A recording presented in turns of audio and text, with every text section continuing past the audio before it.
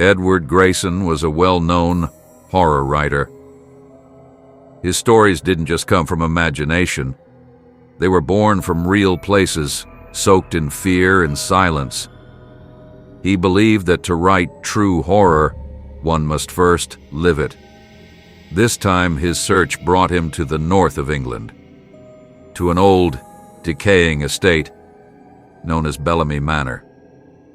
Locals whispered about a certain room 313, where no guest stayed for more than a night, because none returned to tell the tale.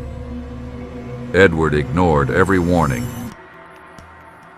He visited the town library to gather more information. There he met Lydia Cross, a quiet woman with eyes that had seen too many secrets. When Edward told her he planned to spend the night in room 313, she went pale. "That room doesn't just hold nightmares," she said softly. "It becomes them." But Edward smiled. "Sounds perfect for my next novel." At the manor, Arthur Bellamy, the estate's aging owner, led him down a long, creaking corridor.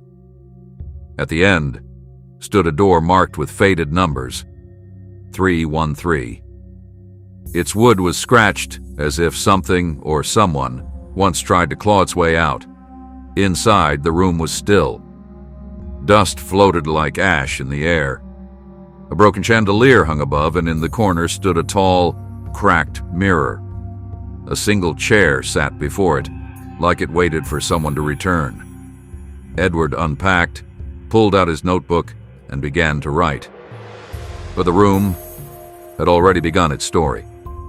At first faint, like distant winds. Then footsteps. A woman's laugh, distant and strange. Then moans, long, painful, rising from the floorboards. The mirror fogged. The walls pulsed like they were breathing. The old clock began to chime.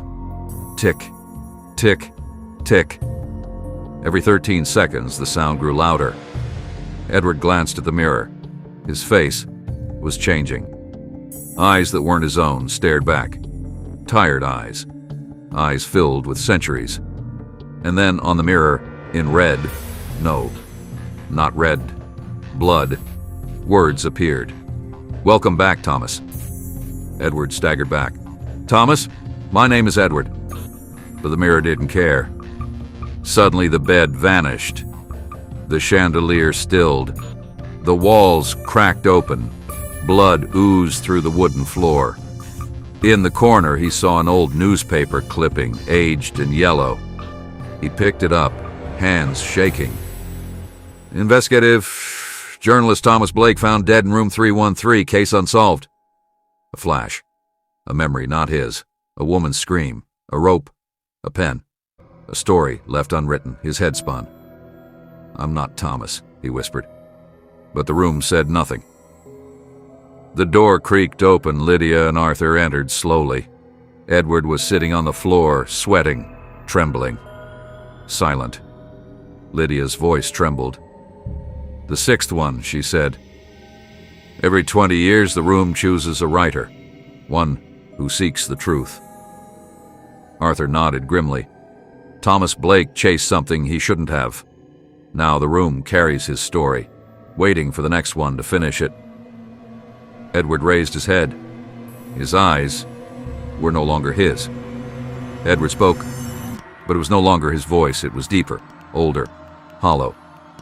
"Because I am Thomas now." He smiled, not with joy, but with tragic purpose. "And I'm not a man anymore. I'm the story itself." The lights flickered. The room fell silent, and the clock stopped. Charlotte Lane was no stranger to fear. Her channel, Dark Nights, had millions of fans. She spent nights in abandoned asylums, ghost towns, cursed hotels.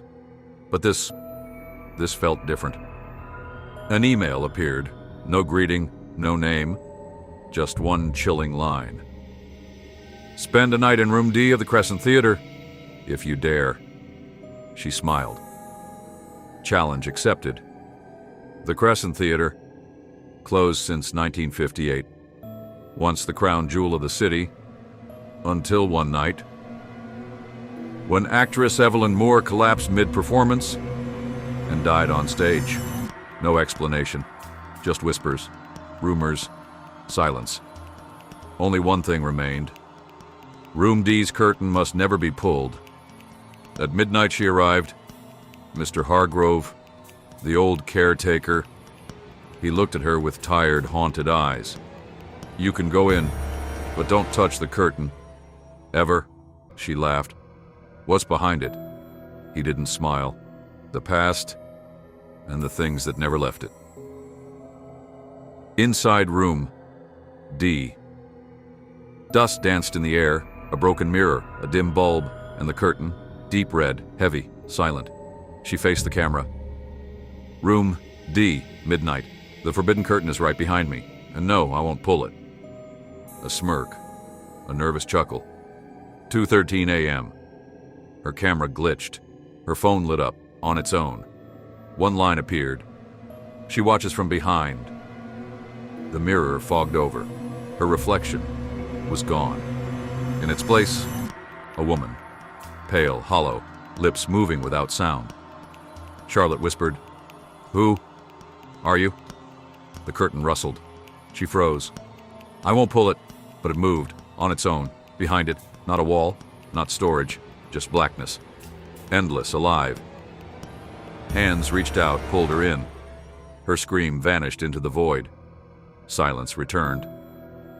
Morning. Mr. Hargrove entered room D, empty, still. Only the mirror remained. Words scratched across it. One more story added to the stage.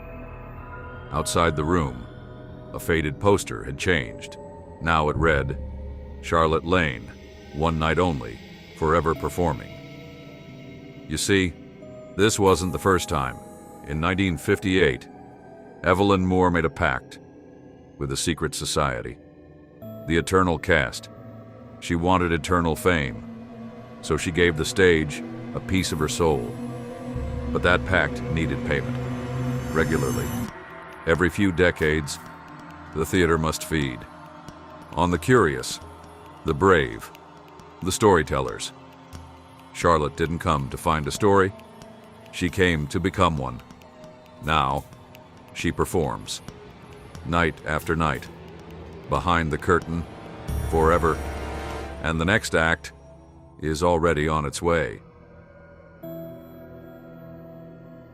December, a village buried in white silence. No signs, no signal, just the forgotten air of Bergen. Inside the car, Edward Hale, a renowned travel blogger from London. Beside him, Claire, his fiancée and photographer. Edward, cheerful. This is the final stop. The Linden House, no maps, no reviews, that's what makes it perfect. Claire remains quiet, gazing at the snow-crusted trees around them. They park, step out, and there it stands. An ancient wooden guest house, weathered, silent, heavy with history. A faded sign above the door reads, "Linden House established. Ayret Yenutru Tonutru Are." The door opens, revealing a tall, pale woman. Her eyes hold no welcome. Her lips, a knowing curve. "Mrs. Linden," soft, steady. "Welcome, your room is number 6, but remember, never go near room 9 after midnight." Edward, light laugh. "A haunted room, huh?" She doesn't respond, just turns, her shadow stretching down the long hallway. Mrs. Linden, almost a whisper. "Curiosity kills more than cats." Mr. Hale. Claire drifts to sleep. Edward reviews his footage, then pauses. From the hall, a soft creak, then another. He opens the door. Room 9 is open, no wind, no footsteps. Just a heavy, still silence. Something invites him in. Inside room 9, time slows. Dust coats the floor. In the center, a broken piano. On the walls, 8 white masks, and before him, an old fogged mirror. He steps forward. Suddenly, ting! A piano key presses itself. Edward freezes. He raises his camera, points it at the mirror. Narrator, tense. But in the reflection, he sees someone. Not himself, someone older, blood-stained, smiling. Arthur Linden. Morning, Claire wakes alone. Edward's bed is cold, his phone untouched, his gear untouched. She runs through the hall. Claire, frantic. "Edward!" She bangs on Mrs. Linden's door. The woman opens slowly, holding an old registry. Mrs. Linden, calmly. Room 9... 1896, 1914, 1939, 1967. 2025. Edward Hale. Claire, terrified. What is this? Mrs. Linden. The list of those who never came out. Room 9 is not a room. It's a trap. A spiritual prison born from a curse. In 1896, Arthur Linden, desperate for immortality, sacrificed 9 innocent souls during a forbidden ritual to bind his soul and live forever through others. Each soul locked behind those masks. Each face, what did that? Bortarte Mike. Prosos. Rodler prone blyed seist. Edward was curious. He entered, and Arthur, the very first cursed soul, took his body. Now, Edward's soul is trapped in a mask on the wall, his eyes frozen in silent horror. And the mirror?